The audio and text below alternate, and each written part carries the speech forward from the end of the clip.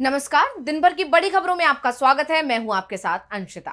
आज इस बुलेटिन में बात होगी एंटी पेपर लीक बिल को लेकर संसद में मचे बवाल की। लेकिन आप बंद कमरे में रह के बहुत दिन छुप नहीं सकते, एक दिन हम बाहर खींच के लाएंगे।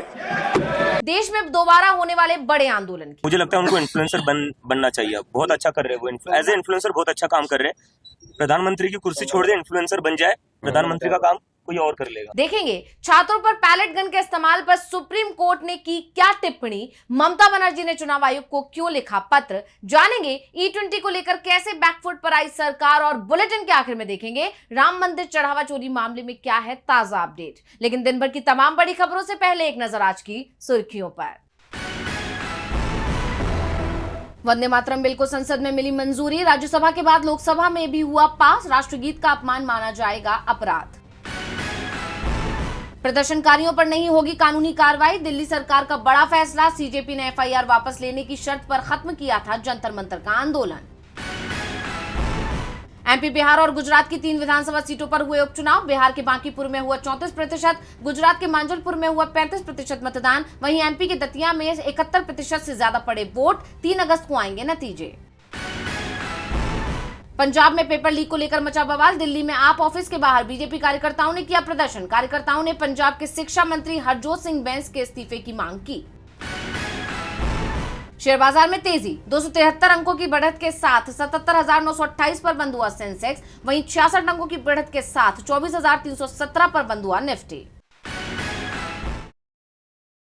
ये तो थी सुर्खियां। अब बात आज की सबसे बड़ी खबर की। संसद में केंद्रीय गृह मंत्री अमित शाह के इस्तीफे की मांग तेज हो गई है। विपक्ष ने इसे लेकर संसद के बाहर भी प्रदर्शन किया। दिल्ली में छात्रों पर पैलेट गन के इस्तेमाल को लेकर पीएम मोदी से मांग की कि वो गृह मंत्री को बर्खास्त करें। तो कैसे प्रधान के बाद शाह फंसते दिख रहे हैं मुश्किल में, देखिए रिपोर्ट। छात्रों पर लाठीचार्ज और पैलेट गन के इस्तेमाल का मुद्दा अब सरकार के गले की फांस बन गया है। राज्यसभा में विपक्ष ने इसे लेकर मोदी सरकार को घेर लिया। संसद के बाहर भी सरकार के खिलाफ जमकर नारे लगाए जा रहे हैं। वहीं संसद के अंदर गृह मंत्री के इस्तीफे की मांग हो रही है। राज्यसभा में पेपर लीक बिल पर चर्चा के दौरान मल्लिकार्जुन खड़गे ने पीएम से डिमांड कर दी कि वो अमित शाह को बर्खास्त कर दे। इसका जिम्मेदार कौन है? इसका जिम्मेदार आप है, होम मिनिस्टर है। आप बंद कमरे में रह के आप सुन रहे होंगे मेरी बात, लेकिन आप बंद कमरे में रह के बहुत दिन छुप नहीं सकते, एक दिन हम बाहर खींच के लाएंगे। खड़गे ने सवाल किया कि लाठी चार्ज करने, आंसू गैस छोड़ने और पैलेट गन का इस्तेमाल करने के लिए आदेश किसने दिया? जवाब देना चाहिए, लेकिन आपने नहीं दिया। देश इन सवालों के जवाब चाहता है। जिस तरीके का स्वागत धर्मेंद्र प्रधान का बीजेपी सांसदों ने किया वो बेहद चौंकाने वाला था। उनको पश्चाताप करना चाहिए था, लेकिन बीजेपी अपनी नाकामियों का उत्सव मना रही है।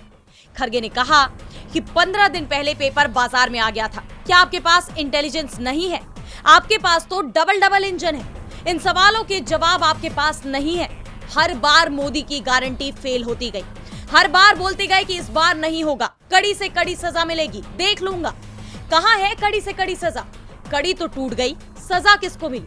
2024 के पेपर लीक के मुख्य आरोपी को क्लीन चिट मिल गई है। संजीव मुखिया, क्या किया उसको? डिमोनेटाइजेशन में विफल हो जाऊंगा तो चौराहे पर लटका देना, क्या किया? आपके हाथ में है, क्लीन चिट दे रहे हो। आपका अचीवमेंट 0 है। दिल्ली की फास्ट ट्रैक कोर्ट में CBI समय पर पेश तक नहीं हुई। वहीं राहुल गांधी ने भी सरकार से तीखे सवाल किए और कहा कि छात्रों पर लाठियां चलाने वालों को सजा दिलाकर रहेंगे। जबकि TMC सांसद सागरिका घोष ने कहा कि बीजेपी नेताओं के बच्चे तो देश में पढ़ते ही नहीं हैं। बच्चे सैकड़ों किलोमीटर दूर पढ़ने जाते हैं। परीक्षा का रद्द होना पढ़ने का अवसर नहीं, सरकार की विफलता है। 21 छात्रों ने खुद की जान ले ली। एक बच्ची ने नोट छोड़ा, सॉरी मम्मी, सॉरी पापा, मुझ में फिर से नीट देने की हिम्मत नहीं है। प्रधानमंत्री के मुंह से एक शब्द नहीं निकला है। वो मन की बात में व्यस्त है। शांतिपूर्ण प्रदर्शन पर लाठीचार्ज, पैलेट गन का इस्तेमाल हुआ। दिल्ली पुलिस के DCP गृह मंत्री को रिपोर्ट करते हैं।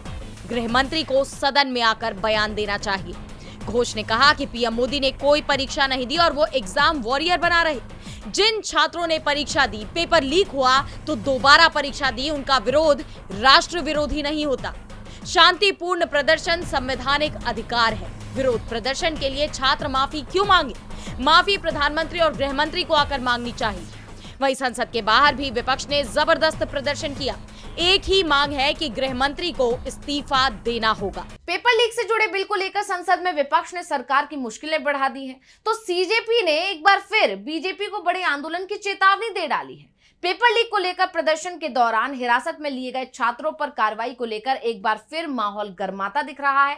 सीजेपी नेताओं के लगातार बयानों से संकेत मिल रहे हैं कि छात्र आंदोलन की वापसी हो सकती है। देखिए रिपोर्ट। दिल्ली के जंतर मंतर पर 1 महीने से ज्यादा समय तक चला युवाओं का आंदोलन फिलहाल खत्म हो चुका है, लेकिन अब इसकी वापसी की चर्चाएं तेज हो गई हैं। आंदोलन के दौरान हिरासत में लिए गए छात्रों पर अब तक कार्रवाई पूरी तरह खत्म नहीं होने को लेकर छात्रों और सीजेपी नेताओं में नाराजगी बढ़ रही है। उनका कहना है कि जब तक सभी मामलों को वापस नहीं लिया जाता तब तक संघर्ष खत्म नहीं माना जाएगा। इसी कड़ी में कॉकरोच जनता पार्टी यानी सीजेपी ने अपनी राजनीतिक और सामाजिक सक्रियता भी बढ़ा दी है। हाल ही में पार्टी के नेताओं ने भारतीय किसान यूनियन टिकैत के प्रतिनिधियों से मुलाकात की, जिसके बाद आंदोलन को व्यापक समर्थन मिलने की अटकलें तेज हो गई हैं। और अब सीजेपी के प्रवक्ता सौरभ दास ने साफ शब्दों में कहा है कि जिन लोगों को जंतर मंतर के आंदोलन का हिस्सा न बन पाने का अफसोस है, उन्हें ज्यादा इंतजार नहीं करना पड़ेगा, क्योंकि प्रदर्शन दोबारा शुरू हो सकता है। उधर सीजेपी के संस्थापक अभिजीत दिपके ने पीएम मोदी की सोशल मीडिया रील को लेकर भी केंद्र सरकार पर निशाना साधा है। मुझे लगता है उनको इन्फ्लुएंसर बनना चाहिए। बहुत अच्छा कर रहे हैं वो, एज ए इन्फ्लुएंसर बहुत अच्छा काम कर रहे हैं। प्रधानमंत्री की कुर्सी छोड़ दे, इन्फ्लुएंसर बन जाए, प्रधानमंत्री का काम कोई और कर लेगा। इतना ही नहीं, दिपके ने छात्रों की रिहाई को लेकर भी सरकार पर हमला बोला है। अगर एफआईआर पीछे नहीं लेते और स्टूडेंट्स को ऐसे ही परेशान करते रहेंगे तो हम फिर से आंदोलन करेंगे। इस सरकार को ये बात समझनी चाहिए कि स्टूडेंट्स का गुस्सा कम नहीं हुआ है। अगर उन्हें लगता है एक धर्मेंद्र प्रधान का इस्तीफा देकर ये गुस्सा ठंडा हो जाएगा, ऐसा नहीं है। गुस्सा बहुत ज्यादा है लोगों में और जरूरत पड़ी तो ये आंदोलन फिर होगा और जो पिछला हुआ उससे भी बड़ा आंदोलन होगा। अब दोबारा आंदोलन की चर्चा ने सियासी पारा हाई कर दिया है। अमित शाह के इस्तीफे को लेकर विपक्ष के सुर में अब सीजेपी ने भी अपना सुर मिला दिया है। इसके बाद अब फिर से एक बड़े छात्र आंदोलन की सुगबुगाहट तेज हो गई है। तो दिल्ली के जंतर मंतर पर छात्रों पर बल प्रयोग का मामला सुप्रीम कोर्ट भी पहुंच चुका है। विपक्ष संसद में सवाल कर रहा है कि पैलेट गन के इस्तेमाल का आदेश किसने दिया। वहीं सुप्रीम कोर्ट ने भी सरकार से पूछ लिया है कि पैलेट गन के इस्तेमाल की तय प्रक्रिया आखिर क्या है। कोर्ट के इस सवाल पर मोदी सरकार बुरी तरह से घिर गई है। देखिए रिपोर्ट। जंतर मंतर पर छात्रों के प्रदर्शन पर पुलिस ने पैलेट गन का इस्तेमाल किया। पहले तो सरकार इसके इस्तेमाल के आरोपों से ही मुकर गई, लेकिन जब सबूत सामने आ गए तो उसे ये कबूल करना पड़ा कि पैलेट गन का इस्तेमाल हुआ था और 1 या 2 नहीं बल्कि 7 बार इसका इस्तेमाल किया गया था, जिसके बाद से विपक्ष सरकार पर हमलावर है और अमित शाह के इस्तीफे की मांग कर रहा है। इसी बीच पैलेट गन के इस्तेमाल का मामला सुप्रीम कोर्ट पहुंचा, जहां केंद्र सरकार को करारा झटका लगा, क्योंकि इस मामले में दायर याचिका पर सुनवाई करते हुए सीजेआई सूर्यकांत, जस्टिस जयमाल्या बागची और जस्टिस वी मोहन की बेंच ने केंद्र सरकार से पैलेट गन के इस्तेमाल को लेकर जवाब मांगा है। सुप्रीम कोर्ट ने केंद्र से पूछा कि पैलेट गन के इस्तेमाल के लिए तय मानक प्रक्रिया यानी SOP क्या है और किन परिस्थितियों में इसका इस्तेमाल किया जाता है। दरअसल रिटायर्ड इंटेलिजेंस ब्यूरो के स्पेशल डायरेक्टर यशोवर्धन आजाद और जंतर मंतर प्रदर्शन के दौरान पैलेट गन से घायल हुए 2 पीड़ितों की ओर से सुप्रीम कोर्ट में याचिका दाखिल की गई थी। इस याचिका पर सुनवाई करते हुए सुप्रीम कोर्ट ने केंद्र सरकार को नोटिस जारी किया। याचिका में कानून व्यवस्था बनाए रखने वाली एजेंसियों की तरफ से भीड़ को नियंत्रित करने या तितर बितर करने के लिए पैलेट गन के इस्तेमाल पर रोक लगाने की मांग की गई। हालांकि सुप्रीम कोर्ट ने फिलहाल इससे इंकार कर दिया। सुप्रीम कोर्ट ने याचिकाकर्ताओं से कहा कि वो पैलेट गन पर पूरी तरह प्रतिबंध लगाने की मांग वाली याचिका में जरूरी संशोधन करे, लेकिन सरकार से जवाब मांगकर कोर्ट ने सरकार की चिंता बढ़ा दी है। इसके अलावा सुप्रीम कोर्ट में दाखिल याचिका में पैलेट से घायल हुए सभी लोगों को मुआवजा और घायल पीड़ितों के इलाज की व्यवस्था कराने की मांग भी की गई, जिस पर सुप्रीम कोर्ट ने दिल्ली सरकार को आदेश दिया कि पैलेट गन से घायल प्रदर्शनकारियों का इलाज कराया जाए। वहीं कोर्ट ने केंद्र से कहा कि जंतर मंतर पर प्रदर्शन के दौरान तैनात RAF के हथियारों और गोला बारूद के इस्तेमाल का पूरा रिकॉर्ड सुरक्षित रखा जाए। यानी सरकार, संसद और सुप्रीम कोर्ट दोनों जगह घिर गई है। छात्रों पर कार्रवाई करने का मामला तूल पकड़ता जा रहा है, तो बंगाल में मचा सियासी घमासान भी थमता नजर नहीं आ रहा है। राज्य की राजनीति में टीएमसी के अंदर मचा घमासान अब चुनाव आयोग के दरवाजे तक पहुंच गया है। ममता बनर्जी ने आयोग को पत्र लिखकर जांच जल्द खत्म करने और विरोधी गुट को अब और समय न देने की मांग कर दी है। देखिए रिपोर्ट में।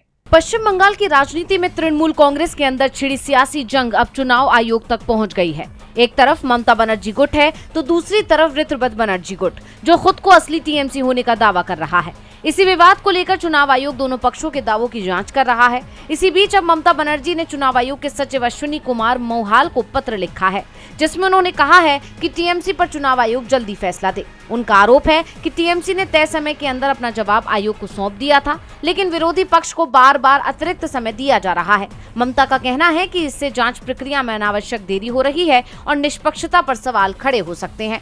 ममता बनर्जी ने ये भी कहा कि 25 जुलाई की तय समय सीमा गुजर जाने के बाद भी पार्टी को ये नहीं बताया गया कि ऋतुव्रत बनर्जी ने अपना जवाब दाखिल किया है या नहीं। जैसा आप जानते हैं कि आयोग ने 2 जुलाई और 13 जुलाई को अलग अलग पत्र जारी किए थे। इन पत्रों के जरिए आयोग ने ऋतुव्रत बनर्जी की शिकायतों पर तृणमूल कांग्रेस से जवाब मांगा था। पार्टी को 6 जुलाई तक अपना पक्ष रखने के लिए कहा गया था। ममता बनर्जी का आरोप है कि चुनाव आयोग ने ऋतुव्रत बनर्जी को बार बार अतिरिक्त समय दिया, जिससे जांच प्रक्रिया अनावश्यक रूप से लंबी होती चली गई।